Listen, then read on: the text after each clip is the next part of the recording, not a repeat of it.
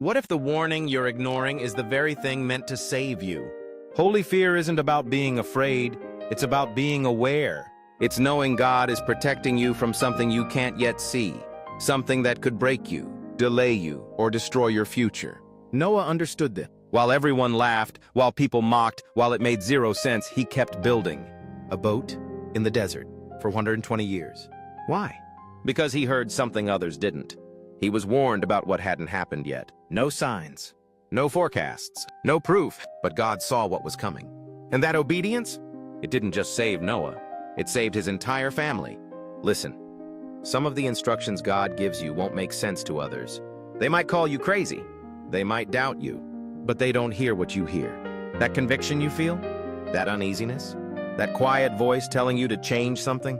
That's not random. That's protection. If you obey now, you won't just avoid heartache. You'll change your family's future. Don't ignore the warning. Don't delay the obedience. What you do today could save generations tomorrow. If this spoke to you, comment, "I will obey," and share this with someone who needs this reminder.